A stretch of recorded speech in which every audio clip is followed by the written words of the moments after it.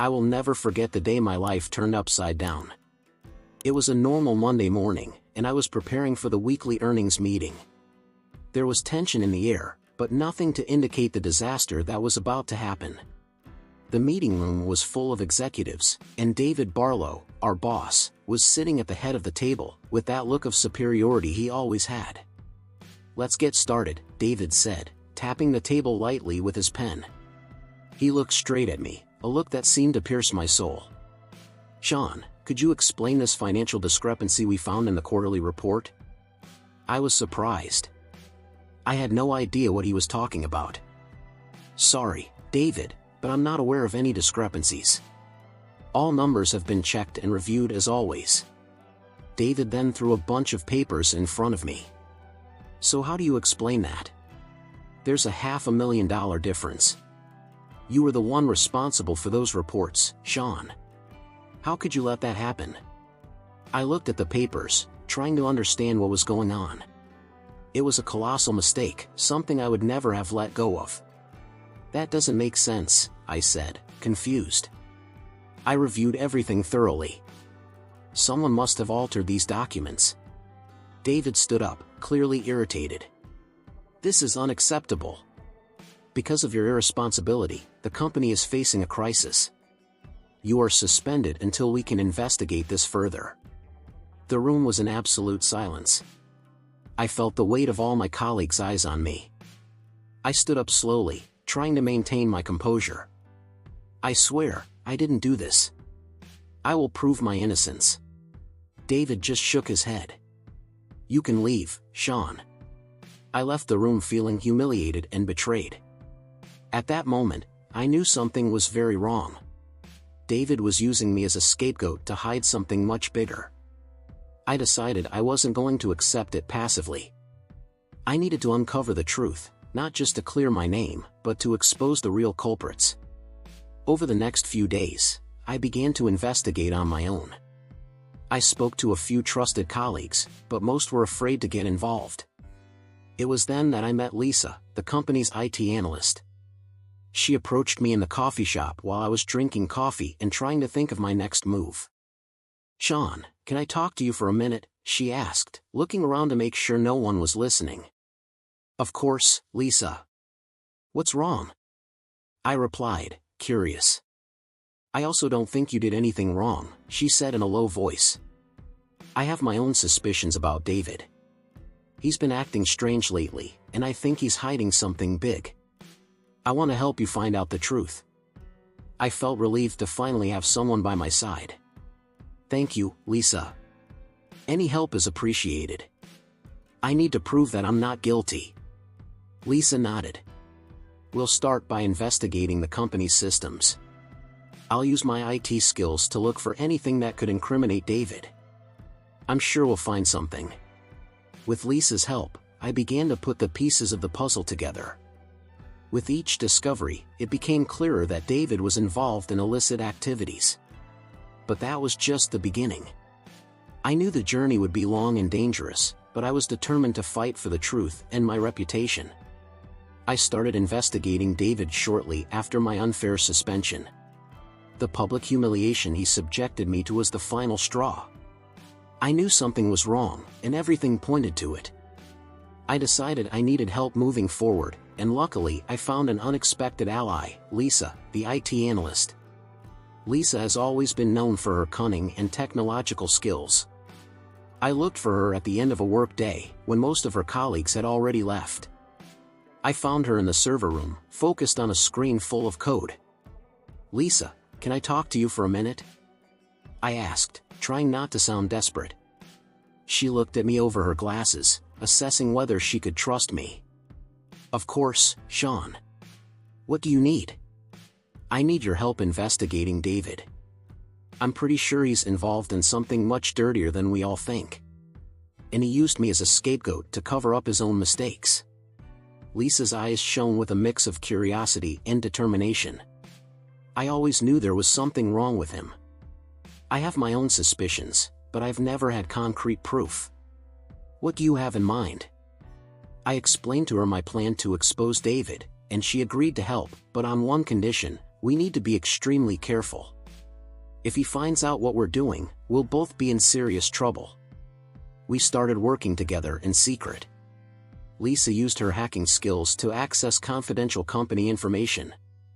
We quickly discovered that David was involved in illicit activities, including embezzlement. Each file she discovered felt like a piece of a larger puzzle. She found suspicious transfers and compromising emails that suggested other senior executives were involved. "Look at this, Sean," Lisa said, pointing to her computer screen. "These transfers make no sense. Large amounts of money are being diverted to offshore accounts, and all signs point to David." "That's exactly what we need," I replied, feeling a surge of hope. "But we need more proof. Something that is irrefutable." Lisa agreed and continued to search the systems, while I looked for other ways to collect evidence. It was at this point that we approached Greg, the company's veteran accountant. Greg had decades of experience and a keen sense of identifying financial irregularities. I approached him during the coffee break. "Greg, we need to talk. It's about David." Greg looked at me curiously. "What about him?" "Lisa and I discovered that he was involved in embezzlement. We need your expertise to analyze financial documents and find more evidence." Greg nodded, his expression becoming serious. "I always suspected he wasn't a flower to smell. I'll help you." With Greg on board, our investigation gained momentum. He analyzed financial documents while Lisa continued to hack the systems. With each new discovery, we delved deeper into David's scheme. It was clear he wasn't acting alone, there were accomplices on the board. One night, as we were reviewing the evidence, Lisa looked at me and said, "Sean, this is bigger than we imagined. We need to be extremely careful. If they find out what we're doing, we'll be in danger." I knew she was right, but I couldn't give up. "Let's keep going. We can't let David get away with it." The investigation was just beginning, but I already felt that we were closer to the truth. I was determined to clear my name and end David's regime of tyranny, whatever the cost. When Greg first approached me, I was sitting in a cafe, nervously reviewing the notes I had made about David's activities. He sat across from me, adjusting his glasses on his nose as he looked at me seriously. "Sean," he began, his voice low and careful, "there's something you need to see." I stared at him, trying to decipher his intentions. Greg was a veteran of the company, a meticulous and respected accountant. If he was coming at me, it meant there was something very serious at stake. He placed a manila envelope on the table and pushed it toward me. "These are financial documents I found. There are inconsistencies that don't make sense unless someone is deliberately manipulating the numbers." I opened the envelope and started leafing through the documents. As I read, my heart beat faster. There was clear evidence of suspicious transactions and misappropriation of funds. I looked at Greg, feeling a wave of gratitude and relief. That's exactly what we need," I said, my voice shaking with emotion. "If we can prove this, we can unmask David once and for all." Greg nodded, but his expression remained grim. "We need to be careful, Sean. David is not an amateur. He has powerful allies within the company and will not hesitate to destroy us if he finds out what we are doing." That night we arranged a secret meeting with Lisa at her apartment. She had already managed to hack some of the company's systems and was eager to share her findings. When we arrived, she greeted us with a determined smile. "I have good news," she said, gesturing for us to enter. I was able to access some compromising emails. David is clearly involved in illicit activities, and is not operating alone. We sat around the kitchen table, with Lisa scrolling through emails on her laptop. The messages were explicit, detailing plans to embezzle funds and exchange favors between David and other executives. It was exactly the proof we needed. "This is incredibly risky, Lisa," Greg said, concern evident in his voice. "If they find out you're behind this, your career is over." She smiled, but there was a gleam of determination in her eyes. "I'm willing to take the risk. It's time to end this regime of tyranny and corruption." We spent hours discussing our next steps. Greg committed to continuing to analyze the financial documents, while Lisa and I would work together to collect more digital evidence. We formed an unlikely team, but our determination brought us together. "Sean," Lisa said, as we reviewed the emails, "you need to be prepared for the worst. If David sees we're getting closer to the truth, he won't hesitate to retaliate." I nodded, feeling the weight of responsibility. "I know that. But I can no longer allow him to destroy lives and careers. We must expose the truth, no matter the cost." That night, I left Lisa's apartment feeling a mixture of fear and determination. The road ahead would be dangerous, but with Greg and Lisa by my side, I knew we had a real chance of winning. Together, we would begin to piece together the puzzle, unraveling the dark secrets of David and his accomplices. The next day, Greg called me into his office. "Sean, I found something big," he said, handing me another envelope. "These documents show transactions that have no legitimate justification. Large amounts of money are disappearing, and all clues lead to David." I looked at the papers, my mind already formulating our next move. "We're going to get this bastard, Greg. Whatever it takes." With a nod, Greg agreed. "We're all in this together, Sean. Let's expose the truth and clear your name." And so, with the help of Greg and Lisa, I was more determined than ever. The journey would be long and full of obstacles, but we were ready to face anything that came our way. As we investigated, the pieces of the puzzle began to fall into place in frightening ways. Each discovery seemed to bring to light a new level of rot. David did not act alone, he had accomplices spread across the board. Lisa, Greg and I knew we were dealing with something much bigger than we expected. "Sean, look at this." Lisa caught my eye as her pale face reflected the light from the monitor. "These emails. They're from board members. They're all involved." I approached, feeling a chill run down my spine.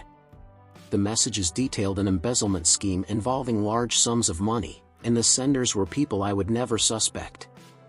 "Oh my God, Lisa. This is bigger than we thought." Greg entered the room at that exact moment. "What did you find?" "David and the board members are all in on this," I explained. "These emails are proof." Greg nodded slowly, his face serious. "We need to be extremely careful. If they find out we're on their trail, we're screwed." And the signs that they were watching us began to emerge. I received the first anonymous message on my phone the next day. "You think you can stop me, Sean? You don't know who you're dealing with." The number was unknown, but the threat was clear. I showed the message to Lisa and Greg. "This just confirms that we're on the right track," Lisa said, trying to remain calm. "But it also means we need to be more careful." The threats didn't stop there. I began to realize that I was being followed. Strange cars parked in front of my house, people who seemed to be watching me at work. Paranoia began to set in, but I knew giving up was not an option. During a conversation with Greg, he told me, "Sean, I know this is getting dangerous, but we can't stop now. We need to think of a way to get this all out in the open once and for all." "You're right, Greg," I agreed. "But we need more evidence and, above all, we need to make sure that that evidence gets to the right place, in a way that it cannot be ignored." Lisa, who had overheard our conversation, suggested, "What if we can hack deeper into the company's systems? There must be more correspondence, more documents we can use." "This is risky, Lisa," I warned. "If you get caught, you could be fired or worse." She stared at me firmly. "I'm not going to get caught. And even if I am, it's worth it. I can't keep working in a place like this, knowing all this." Greg then added, "I'm going to continue analyzing the financial documents.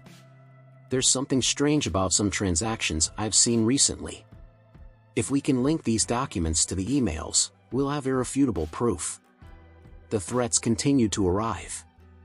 I received another message, this time more direct, "Stop now or you'll regret it." I showed the message to Julia, who had recently joined us. She too had suffered at David's hands and was determined to help. "We can't stop now, Sean. They're scared. That means we're close, Julia encouraged me. While Lisa worked on the systems, Greg and I continued to investigate the documents. Every moment was a mixture of tension and hope. We were taking a risk, but we knew it was the only way to expose the truth. We have to be meticulous, Greg reminded me. Any mistake could cost us dearly. I know, Greg, I replied. But I'm willing to risk everything to end this tyranny. And so, with each new discovery, the threats increased, but so did our determination.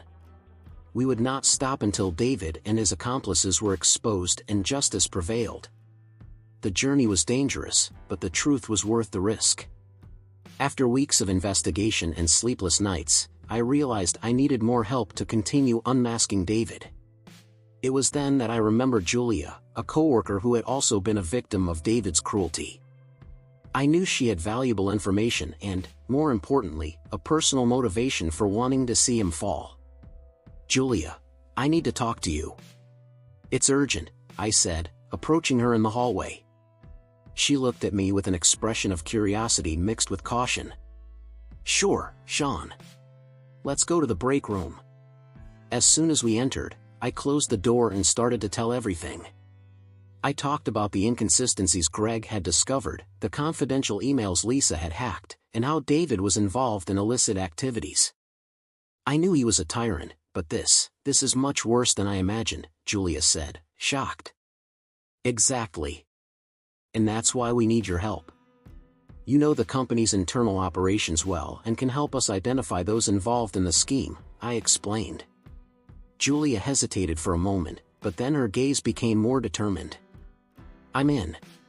Not only do I want to see David pay for all of this, but I also want him to never be able to do this to anyone again. From that moment on, Julia became an invaluable ally. She began to provide us with detailed information about the company's internal operations. Thanks to her, we were able to identify patterns that indicated who else was involved in the funds embezzlement scheme. She helped us connect the dots, revealing how David manipulated people and systems to cover up his illicit activities. Okay, we have a few more names here, Julia said one night as we gathered at Greg's house, which had become our makeshift headquarters. These people are directly involved in approving suspicious transactions. That makes sense, Lisa replied, looking closely at the list. I had seen some of these signatures on compromising emails. As we worked together, something else began to develop between Julia and me. It was a bond of mutual trust, something that went beyond the simple camaraderie of coworkers. On several occasions, we find ourselves talking about our personal lives. I learned about Julia's dreams, her frustrations, and how much she wanted to make a difference. Sean, do you think we can make it? She asked one night, while we were alone on the porch, drinking coffee.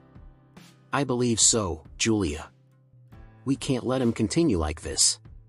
And with your help, I think we have a real chance, I replied, looking into her eyes.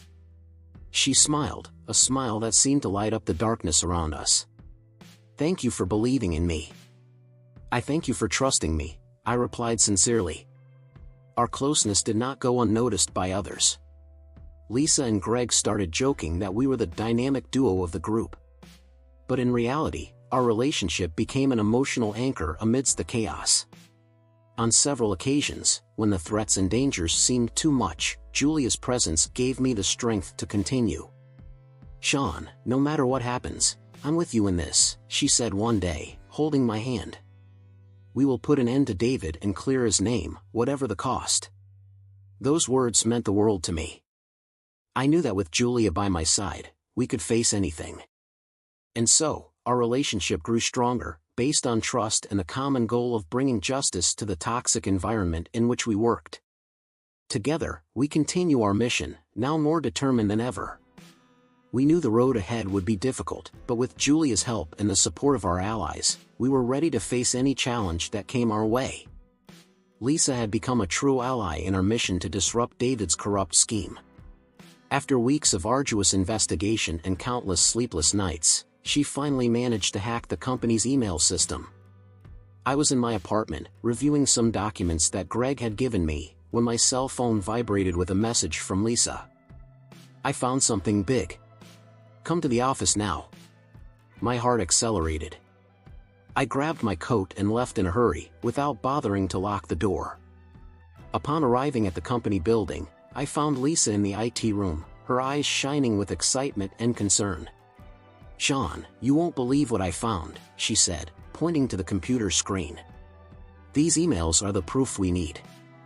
David and the other executives are clearly involved in embezzling funds." I looked at the screen and saw a series of exchanges between David and other board members. The messages talked about transfers of large amounts of money to offshore accounts, bribes, and even threats to employees who could discover the scheme. "That's perfect, Lisa. We need to move these files to a safe place and then show everything to the board," I said, feeling a surge of hope. "I'm already working on it," Lisa replied, typing quickly on the keyboard. "But we need to be quick. If they find out we're accessing these emails, we'll be in trouble." She started copying the files to a flash drive. However, suddenly the screen went black and an error message appeared. "Shit! They found out!" Lisa exclaimed, banging the table. "They blocked my access." "Lisa, are you okay?" I asked, worried. "Yes, but that's not the worst part. I just got an email from the HR department. They want to talk to me about a possible security breach. That's clearly a threat. They're trying to intimidate you," I said, feeling the anger rising inside me. "But we can't give up now. We need to find another way to access these files." "Sean, I knew this could happen," Lisa said, trying to stay calm. "I'm willing to take the risk, but we need to be more careful. They're watching us. Let's meet with Greg and Julia. We need to rethink our strategy," I suggested. "We can't let them stop us now." We met at the cafe in front of the office. I explained the situation to Greg and Julia, who listened attentively. "This just proves we're on the right track," Greg said, rubbing his chin. "They're getting nervous. We need to keep pushing." "I agree," Julia said, holding my hand. "But we have to be smarter." "Lisa, do you think you can access the system any other way?" "Yes," Lisa replied, determined. "I know some loopholes that haven't been closed yet. I just need time." "Time is something we don't have much of," I said, looking around. "But let's focus. Julia, you can try to get more information internally. Greg, keep reviewing the financial documents. And Lisa, do what you can to recover those emails." Everyone agreed, and we separated to continue our tasks. The pressure was increasing, but so was our determination. We knew we were close to exposing David and his accomplices, and nothing could stop us now. The next day, Lisa called me again. "Sean, I was able to access the emails in a different way," she said, with a victorious smile. "I transferred everything to a secure server. Now we have all the proof we need." "You're amazing, Lisa," I said, feeling a wave of relief. "Let's get everything together and prepare for the board meeting. It's time to put an end to this once and for all." And so, with evidence in hand and renewed determination, we were ready to face David and expose all the corruption that had destroyed so many lives at the company. The fight was far from over, but we knew we were on the right path. After being publicly humiliated for a mistake I didn't make, I decided it was time to expose my boss, David Barlow's true intentions. Determined to clear my name, I embarked on a dangerous journey to reveal David's dark secrets and end his regime of office tyranny. With unexpected help from colleagues such as astute IT analyst Lisa and veteran accountant Greg, I uncovered a misappropriation scheme involving senior executives and even board members.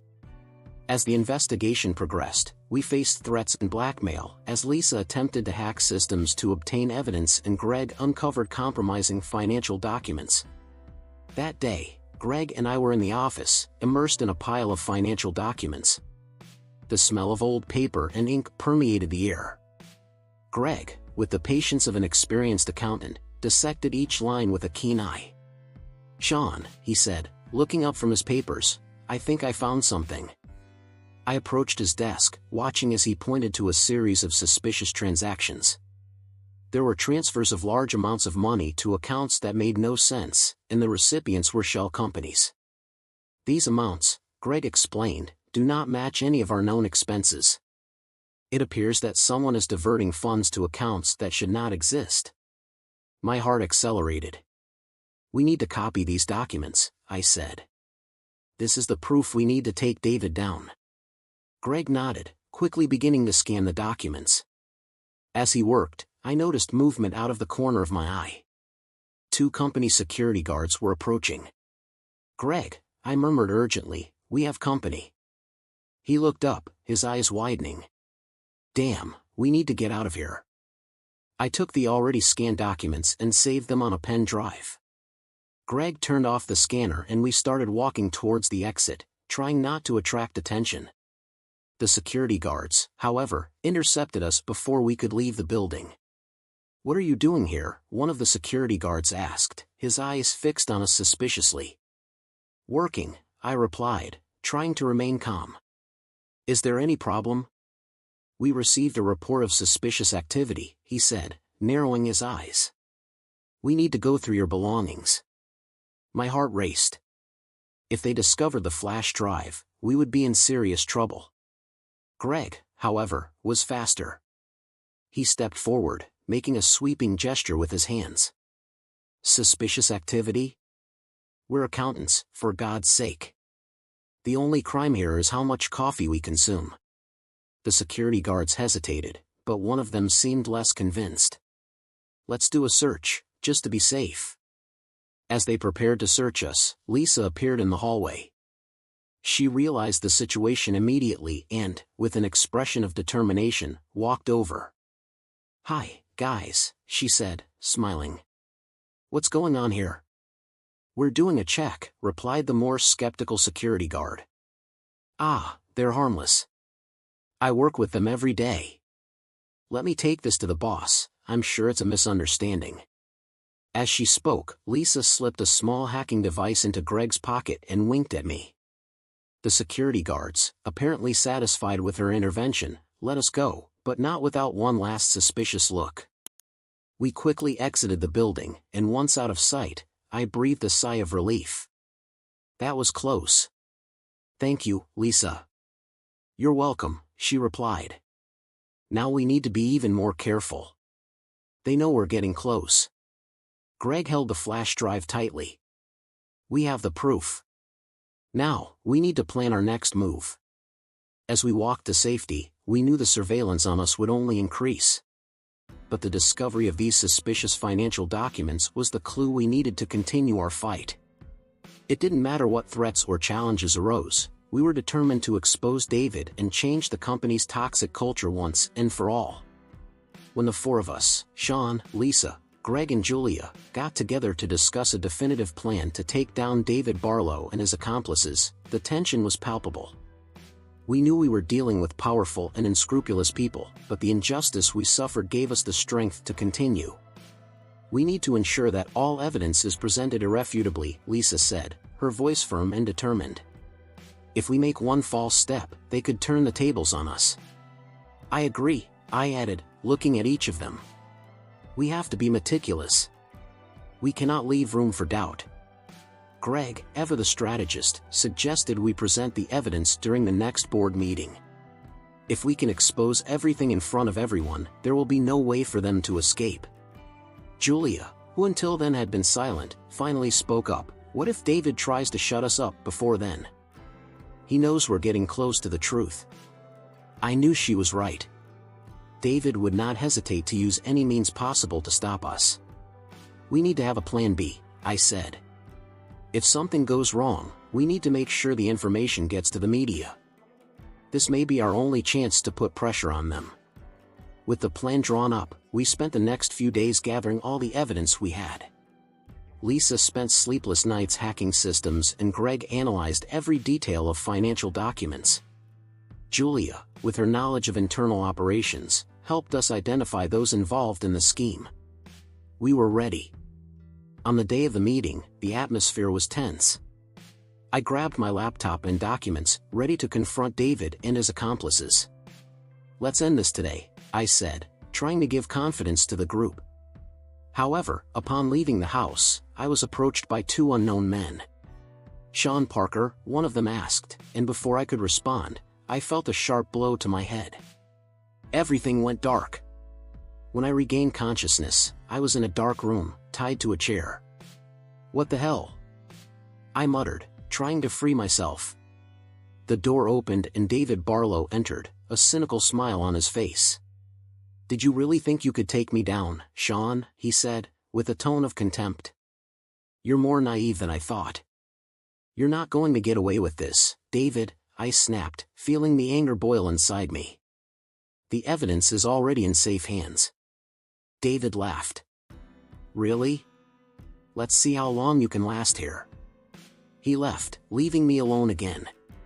Meanwhile, Lisa, Greg and Julia were at the company headquarters, awaiting my arrival. "Something's wrong," Julia said, worried. "Sean would never be late like that." Lisa, ever perceptive, began tracking my phone. "He's somewhere a few blocks away," she said, looking at the computer screen. "We need to go now."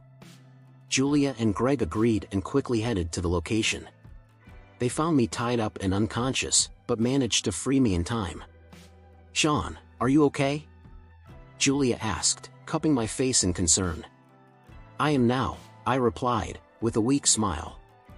"Let's get this over with." We arrived at the board meeting at the last minute. David was about to start his presentation when we interrupted. "Sorry I'm late," I said, walking to the front of the room. "But I think everyone here needs to see this." With Lisa's help, we designed all the evidence collected. Compromising emails, suspicious financial transactions, everything was there, in plain sight. The room fell silent as the directors' faces turned from disbelief to fury. "David Barlow," said the chairman of the board, "you are fired and will be investigated for all these crimes." David tried to argue, but it was too late. The truth was exposed, and there was no longer any way to hide it. Finally, justice was being served.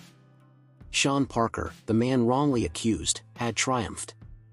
After being publicly humiliated for a mistake I didn't make, I decided it was time to expose my boss, David Barlow's true intentions. Determined to clear my name, I embarked on a dangerous journey to reveal David's dark secrets and end his regime of office tyranny. With the help of Lisa, the astute IT analyst, and Greg, the veteran accountant, we uncovered an embezzlement scheme that involved senior executives and even board members. The investigation progressed, and so did the threats and blackmail. But at that crucial moment, everything seemed to fall apart as I was trapped. As I was held in an abandoned warehouse, not knowing what would happen to me, my mind raced with thoughts of what Lisa and Greg would be doing. I knew they wouldn't give up, but anxiety gnawed at my insides. That's when I heard footsteps outside. The door creaked open, revealing two of David's henchmen. "Do you think you can just expose the boss and get away with it?" one of them said, with a cynical smile. "You won't get away with this." "The truth always comes out," I replied, trying to remain calm. Meanwhile, Lisa and Greg continued with the plan. They knew the board meeting would be their only chance to expose David once and for all. Julia, who was determined to save me, tracked my location with Lisa's help. They organized a meticulous rescue operation, knowing that every second counted. Julia entered the warehouse with fierce determination. "Release him now," she ordered, holding up a piece of iron she found along the way. The henchman hesitated for a moment, but Julia was in no mood to negotiate. With a quick strike, she hit one of the men, while Lisa, who had hacked the warehouse's security system, managed to turn off the cameras and alarms. "Sean, let's get out of here now," Julia said, hurriedly. Still a little dazed, I managed to get up and run out of the warehouse, with Julia and Lisa supporting me. Greg was waiting outside with a car, ready to take us back to the company. "We only have a short time before the meeting starts," Greg warned. "We need to be there, no matter what." We arrived at the company minutes before the crucial meeting. With adrenaline coursing through our veins, we entered the boardroom. David was there, with his arrogant smile, sure he had gotten rid of me. "Gentlemen and ladies of the board, I have something important to present," I began, as Lisa prepared the material on the projector. David tried to interrupt. "Sean, you shouldn't be here. You're suspended." "Not anymore, David. I have proof that will change everything," I replied, looking straight into his eyes. Lisa designed the compromising emails, while Greg distributed the financial documents that showed the suspicious transactions. The room fell into absolute silence. Board members stared in disbelief at the evidence presented. "This is unacceptable," one of the directors exclaimed. "David, how could you do that?" David tried to defend himself. "This evidence was fabricated. This is a conspiracy against me." Julia then delivered the final blow. "David, you have ruined many lives with your tyranny. The time has come to pay for your crimes." The board was convinced. David was fired and the police were called to take him into custody. His accomplices were also exposed and would face the consequences of their actions. Finally, my name was cleared. I received a promotion and a public retraction. The company's toxic culture began to change, and, alongside Julia, I looked to the future with hope and determination. I knew that battle had been just the beginning, but I was prepared to face any challenge that came my way. Finally, the big day had arrived. I was nervous but determined. After weeks of investigation, threats, and an attempted kidnapping, it was time to expose David Barlow and his accomplices. Lisa, Greg, and Julia were at my side, ready to present all the evidence we had collected. We entered the boardroom with a clear purpose: to clear my name and end David's tyranny. As soon as I settled into the chair, I felt the weight of the director's curious and suspicious looks. David was there, with his usual superior expression, clearly believing he was in control of the situation. Little did he know that everything was about to change. "Good afternoon, everyone," I began, my voice steady despite my nervousness. "We are here today to reveal a series of irregularities and criminal activities that have been taking place in this company. Before we begin, I would like to make it clear that everything that will be presented is supported by concrete evidence." Lisa connected her laptop to the projector and began viewing a series of compromising emails. These are correspondences between David Barlow and various executives, discussing the diversion of company funds into offshore accounts, Lisa explained, as she clicked on the screen to display the documents. These emails were obtained legitimately and proved that David was leading a corruption scheme. David tried to interrupt. "This is absurd. This evidence was obtained illegally. It cannot be used against me." "Actually, David," interjected Greg, "we also have financial documents that clearly demonstrate the suspicious transactions. This evidence was not hacked, it was found in the company's own records." Greg then distributed copies of the documents to all directors present. "Here are the financial reports that show the diversion of large amounts of money to accounts that are in the name of David and his accomplices. Analyze every detail and you will see that we are telling the truth." The directors began flipping through the documents, their expressions changing from curiosity to shock. The murmur in the room increased as they processed the magnitude of what was being revealed. Julia, who until then had remained silent, stood up and spoke. "I, too, was a victim of David's manipulations. I was threatened and bullied by him, and I know many of you have been in similar situations. It's time to end this toxic culture." David could no longer hide his anger. "This is a conspiracy against me. You will all pay for this." It was then that one of the directors, Mr. Thompson, took the floor. "David, the evidence is irrefutable. We cannot ignore the seriousness of these accusations. I propose that David be removed immediately and that we begin an internal investigation to identify everyone involved." The vote was quick and unanimous. David was fired right there, in the meeting room, and taken into custody by company security guards. As he was escorted out, I felt tremendous relief.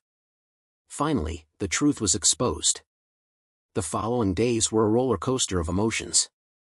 I received a public retraction, clearing my name and restoring my reputation. The board, recognizing my efforts, offered me a promotion.